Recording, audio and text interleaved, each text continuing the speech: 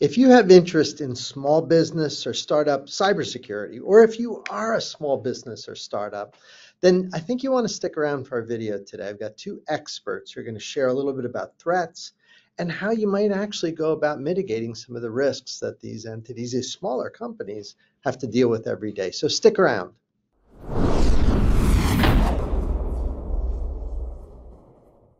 Hi, I'm Ed Amoroso from Tag Cyber. I want to welcome you to our discussion today. I have two friends here today who are experts in how you protect smaller entities. We always talk about protecting these big monster banks and government agencies. Well, companies that may not have 10,000 employees, they have issues too. So we're gonna hear from Julie Cullivan and also Raffaele Mautone, who is the founder and CEO of AaDya, where Julie sits on the board. So you're gonna learn from two of our experts here. So I'm going to ask them to say a couple words about themselves, and then we're going to learn about the company and get into some of the tech. But Raffaele, why don't we start with you? Tell us a little bit about yourself, and then we'll go to Julie. Yeah, Raffaele Mautone, CEO and founder of AaDya Security. I've been in cybersecurity for over 20-something years now, and worked at some amazing companies with Julie as well, McAfee, FireEye, and Duo. And I think looking through those lenses, it highlights what you've discussed, which is there's amazing enterprise products out there. But when it comes to what a small or medium-sized business company needs, they definitely look through a different lens. So excited to be here today. Thanks for having us. We're excited to have you here. Thanks for making some time. It's going to be fun. Julie, how about yourself? Let's hear about you. Yeah, well, I mean, I'll have to age myself. So 30 plus years in technology. Spent my whole career working at a variety of technology companies. At the sort of last one third of my career, I was at a variety of security companies. Raphael mentioned McAfee, FireEye, and then I also worked for Forescout. So at this time in my career, I'm doing primarily board service, and I sit on a few different cyber company boards. AaDya is a very exciting one because of the specific focus on small to medium businesses, which I think has been somewhat overlooked when it comes particularly to security. That's great. Julie, when you started age 9, then 30 years is Yeah, no there big you deal. go.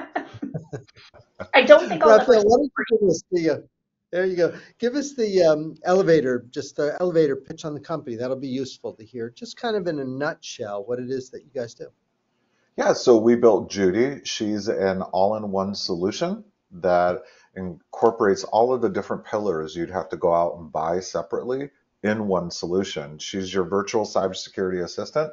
So she's able to do those level one InfoSec items where she's guiding users, monitoring, as well as positioning different things and remediating based on what small and medium-sized businesses would need.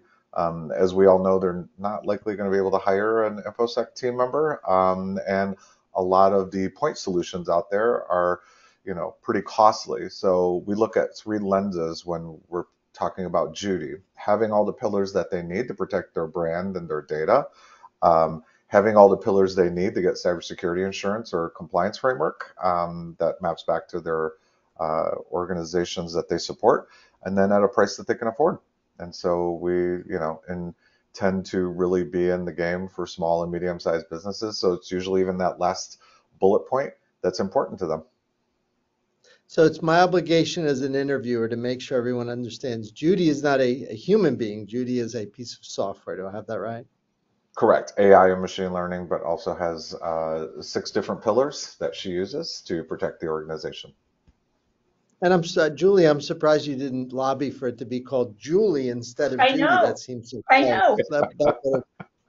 Then all this whole video would make more sense, right? I couldn't agree more. Couldn't agree more. But yeah. That's great. That's great. So tell us a little bit. So maybe I'll stay, Raphael, with you, and then Julie, I want to hear your perspective. But why would a company deal with this? I think I know the answer, but I'd like to hear you say, like, what are the threats that they should be worried about that you guys help them deal with? Yeah, so phishing is still number one. And, we get them every day. We may not even realize it on our mobile or laptops or tablets where you get an email and there's a link embedded and you click on it and they're able to trick you into putting in sensitive information or potentially even getting logins or anything else. So that's still number one in the industry, but especially with small and medium-sized businesses. We also see that, you know, their data that they have is very rich, and just because of their employee size, that doesn't mean that they're not able to break into their accounts, grab that data, or get into the enterprise, state, federal agencies, or even universities that is tied to their revenue stream. Because many small businesses are working with the larger companies. It's just that they work differently. And because a lot of them are in the cloud, that's an advantage to them, but it's also a vulnerability if they don't have the right security tool sets. I Julie, think was it the set of threats that led you to the company? Was that was that the attraction here? Yeah, I would say that what really attracted me to what AaDya is the problem that AaDya is trying to solve is much more around the target customer and the uniqueness of that particular segment of the market. I'm of the opinion that the threats are the same whether you're an enterprise or a small, medium sized business. I think that really the only differences are attack surface, right? I mean, certainly larger enterprises are going to have larger attack surfaces. And then, there's certainly the little to no resources, which, we touched on earlier. So to me, look, it's more about coming up with something that can work, can provide a lot of prevention, but also wraps around a set of services and partnerships that really help small businesses should there be a problem that they have an opportunity to respond more effectively. So to me, again, it's a little bit more the segment than it is, because I kind of feel like security risks are similar, and just get a little bigger as you move up the stack in terms of customer size. The other thing I would emphasize that I think often is done through a phishing attack, it's really recognizing the social engineering aspect of the risks out there. Few of the most recent that we've even heard about over the last few weeks very much starts with somebody giving up a password. And you would think, after all this time, that folks wouldn't fall for the phone call from IT that's asking them to give them a password or to do a push on an MFA notification. You would think by now we would be beyond that, but frankly, we're still not. So that human OS element of things, and again, that impacts large enterprises as much as it does small, but you need things that are simple and effective for smaller organizations, and more importantly, provide them some support when something does go wrong through a set of partnerships that can help support them. It struck me when I went from a large company to running a smaller one that you can get some powerful IT infrastructure in place very quickly as a small company. It's not like, 50 years ago, you might have nothing. Nowadays, small companies can have some pretty powerful tech. And so to your point, there's no staff to protect it, but you could have like the HR system and IT system of a much bigger company. Yeah. And that attack surface is wide, even if you're Yeah. a smaller place. Raphael, have you noticed that with I mean, you and I both been around a while doing this. Small companies now have powerful systems. I guess that's a good thing, but Yeah, it's because certainly. a lot of it is in the cloud and they can move quickly. So HR systems, CRM, they're usually at the forefront, even if they don't realize it, with a lot of the technology, because they can move quickly, switching out those IT tools, or they need to based on where they're going within their industry, like social media tools, marketing tools. So yeah, they're always at the forefront. Most of the companies are excited when small businesses join, because then they're getting a larger volume before they go to those enterprise companies, especially in the cloud. So the IT part of it is definitely at the forefront. But then you start to talk about cybersecurity, and usually those organizations don't do that, or they don't really understand how to enable it, because a lot of the point products out there are very specific, and do require staff, which then they might see as an opportunity to charge more. But the partners is another critical path for AaDya, in that we know that's where that IT function is happening. And then, yes, complementing it with what we do, by them adding it to their services, or even just selling it directly to the customer. Raphael, staying with you for a moment, we were talking about power a minute ago. When I first found out about and learned about your platform, I saw you guys are using some machine learning in there as well. Correct. So the smaller companies are getting the benefit of some of the best technology. Tell us a little bit about how that works, how you're using AI to help these customers. Yeah, so Judy does have AI and machine learning built in. So she's looking through the lens of learning about the individual. What type of vulnerabilities are they clicking on, and can she guide them away when she's scanning URLs? Are their passwords strong enough? Or are they using the same password over and over again? And her machine learning will prompt them to say, you've reused this password a lot. Maybe you let Judy create the password for you, and even insert it into those applications or website. She's also remediating. So she's looking at what vulnerabilities are hitting the endpoint when they download documents or coming through, and protecting so that they don't get some form of a ransomware or spyware that's attaching itself and then deploys days later when no one's looking, or worse yet, gets into the network. So each of those functions, she's taking the key feedback we got from small businesses. They're tired of being IT, right? So how do you, and also the front end users looking through their lens, I don't want to have to do a bunch of clicks and all these things. So Judy takes that away when they're leveraging the Mm. single sign-on console as well, and her, machine learning. So it's a connection with each of the pillars, but with her driving.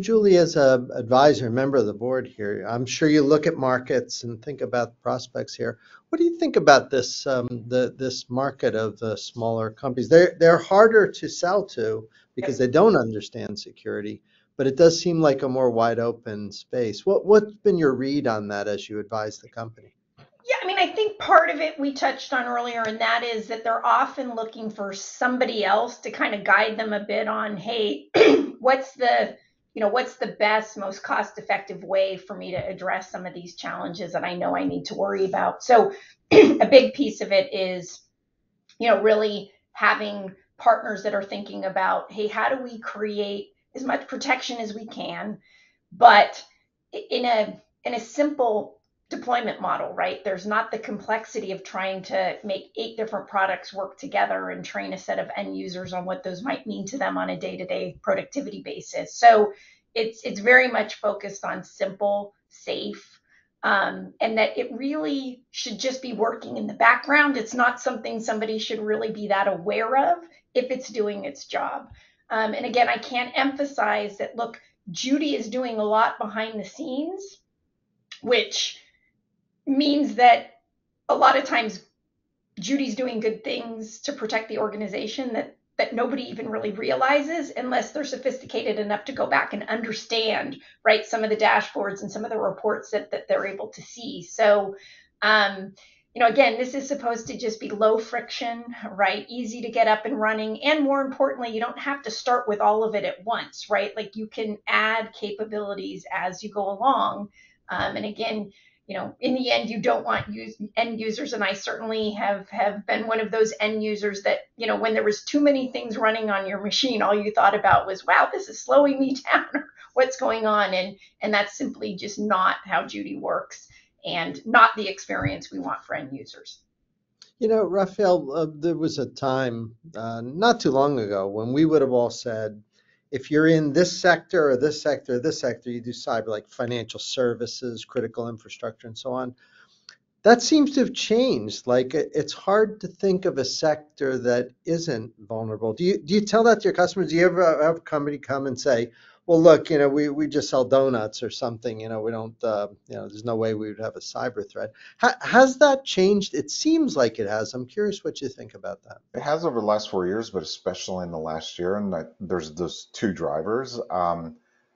People thought they could just go get cybersecurity insurance, and you could self assert that you had the tool sets and you get a lower premium. That was kind of the safety net. And that's all changed. You have to fill out a 20-page document, and you also have to get, potential paperwork from the providers, either your partner or the tool sets that you're using now, to get that lower premium. And then I think as we all went remote because of the pandemic, small businesses learned quickly how to enable their business. So even if they were retail, food, all these other verticals that traditionally would be brick and mortar, they're no Sure. longer. They move to the cloud as well, and their revenue stream is coming from outside organizations that could be small or very large. So we are seeing it now across all verticals. We're even seeing companies that traditionally wouldn't work with the federal government are now working with the federal government, and that's exciting because it means doors are opening. But I do think the last 2 years has definitely changed. When everyone went remote, it was the opportunity for small businesses to learn how to be just as dynamic and interact with customers that they probably have never dealt with before. That changed their perception and landscape of how they now need the same solutions, not only in cybersecurity, but like we talked about, those other components that build a business. What does the deployment look like, and how would somebody engage? Like, what do they do? Are they installing something? Or are they, how does that feel when they say, yeah, I want to do this? Yeah, so we built it two different ways. So first and foremost, our partner said they wanted to self-provision. A lot of the technology out there, you have to send a PO, they set up the licenses, and it can take days or weeks to set up. Our partners can go into their view, set up the tenant, send the customer licenses quickly because that's how small businesses think. On the install, they get an email that has all the information, very user-friendly. Click on a link and it takes 30 seconds. Judy downloads the endpoint agent to the device to be able to kick off the EDR. And like Julie said, she's scanning behind the scenes and making sure that she's not eating CPU, she's not slowing down your system, but she's setting a baseline for vulnerabilities at the endpoint. And then in the browser, that's where passwordless uh, function works with SSO. So you have a password vault, you have SSO, and then the mobile app that allows now users to go passwordless based with biometric or 4-digit PIN. So even there, Judy's logging you in. You don't have to remember your passwords. She can create them and store them in your password vault, or you can, and she's doing the heavy lift. So we have users saying this was too easy, like Julie said, and we said that's intentional.